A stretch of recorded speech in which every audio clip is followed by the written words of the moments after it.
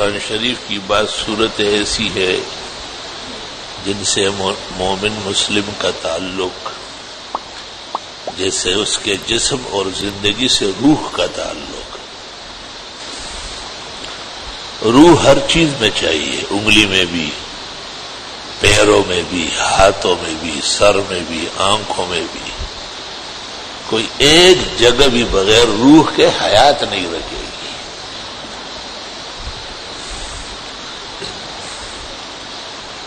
اس میں سب سے بنیادی چیز تو سورہ فاتحہ ہے. مفسرین کہتے ہیں فاتحہ تو کل خیر و سعادہ، ہر خیر اور سعادت کا پیش خیمہ ہے.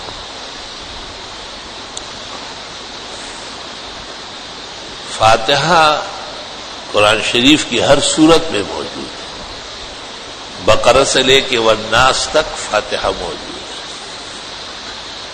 مفسرین کہتے ہیں فاتحہ توجد فی کل سورہ کاملتاً او نجما منہا بصائر ذوی التمیز بلطائف کتاب اللہ العزیز مجد الدین فیروز آبادی. دوسری سورت اخلاص ہے جو ثلث قرآن ہے اور 3 دفعہ پڑھنے سے قرآن شریف کا ثواب ملتا ہے. مفسرین اور محدثین کا اس پر اجماع ہے، امام ترمذی نے نقل کیا ہے. تیسری سورت یاسین ہے، الا ان لکل شیء قلبا وقلب القرآن یاسین. ہر چیز کا ایک دل ہوتا ہے، قرآن شریف کا دل سورت یاسین. ہر چڑ دے قرآن ہم سورت یاسین آیا.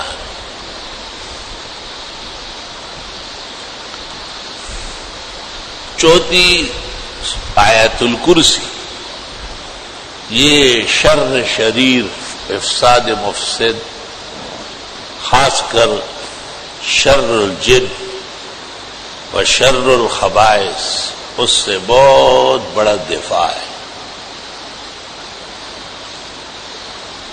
احادیث کے مطابق تو ہر نماز کے ساتھ 1 دفعہ پڑھنا چاہیے.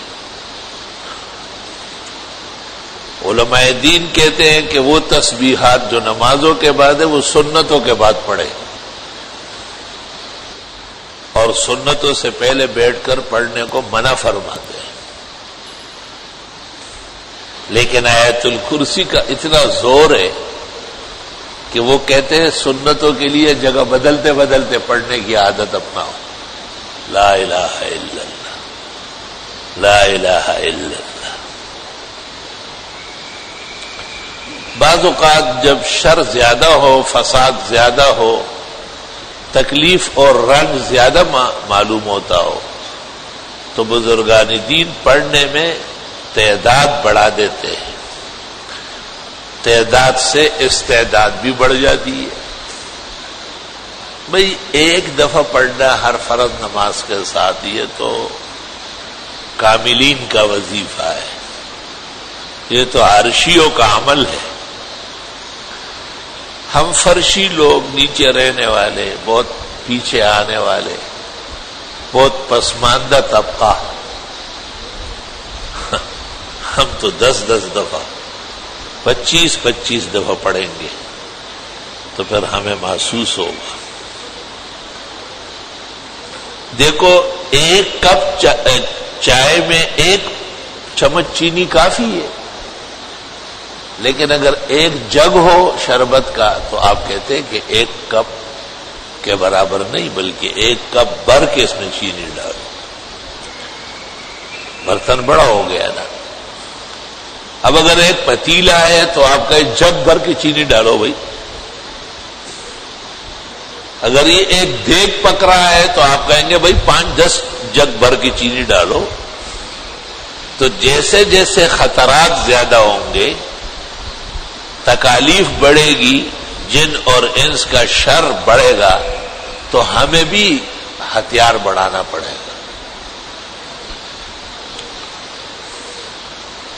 حاذق طبیب یا ماہر ڈاکٹر ڈبل ڈوز دے دیتا ہے، 4 گھنٹے بعد کہتے یہ لے لے تاکہ مرض مغلوب ہو جائے گا۔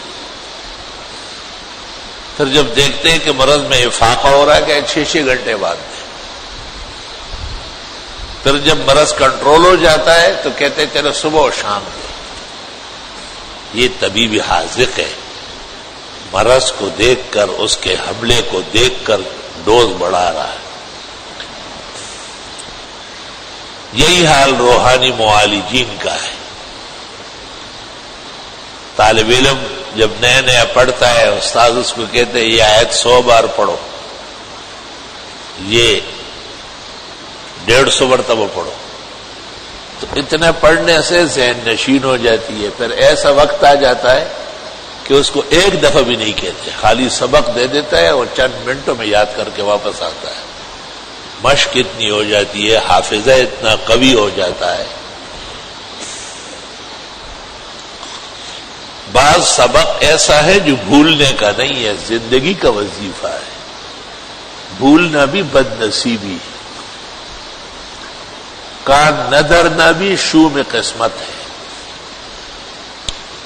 قرآن کریم میں اللہ نے یہود کی مذمت کی ہے کہ انہیں نصیحتیں ہو جاتی تھی اور بھولنے لگتے تھے۔ فلما نسوا حظا مما ذکروا به اخذناهم، جب ٹھیک ٹھاک نصیحتیں بھولنے لگے پھر پکڑ لیا میں نے۔ اس سے علماء نے استدلال کیا ہے کہ سبق یاد نہ کرنے والے طالب کے ساتھ سختی جائز ہے، قرآن سے ثابت ہے۔ بعض اصل لوگ ہوتے ہیں، وہ ایک اشارے سے ہی پورا کائنات سمجھ لیتے ہیں۔ بعض متوسط ہوتے ہیں، ان کو تنبیہ کی ضرورت ہے، اور بعض بدبختان فرش اور عرش ہوتے ہیں، بد نصیب ہوتے ہیں۔ وہ نہ نبی سے فائدہ لیتے اور نہ ولی سے۔ نبی الانبیاء اور رسول المرسلین صلی اللہ علیہ وسلم آئے اور چلے گئے، ایسے بد نصیب تھے جو وہی کفار رہے اور کفار مرے۔ اللہ تعالیٰ سے دعا کرنا چاہیے کہ یا اللہ ہماری قسمتیں بہترین بنائے، اور یا اللہ ہمیں دینی شعور کی قدر دے دے۔ تھوڑا سبق ہو، زیادہ عمل ہو۔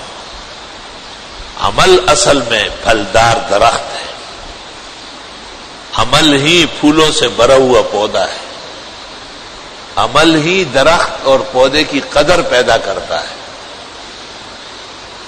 تو اعمال کی طرف توجہ کرنا، جو کچھ سنا آپ نے، جو کچھ سمجھا، اس کو اپنے پلے باندھنا، پھر دیکھے کہ کیسے خزائن نصیب ہوتے ہیں۔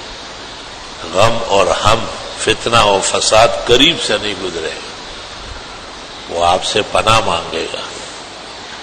وَإِذَا كُنْڈِ زویا وَسُخُ بویا، تم میں اتنا کمال بھی تو ہو، کوئی ایسا کمال والا کام بھی تو کیا ہو۔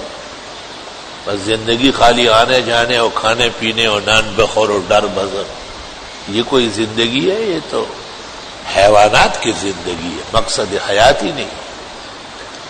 انبیاء و مرسلین پر یقین کرنے والا اور اللہ پر توکل کرنے والا وہ زندگی کو بیش قیمت بناتے اور وہ اعمال سے ہے۔ الحمدللہ۔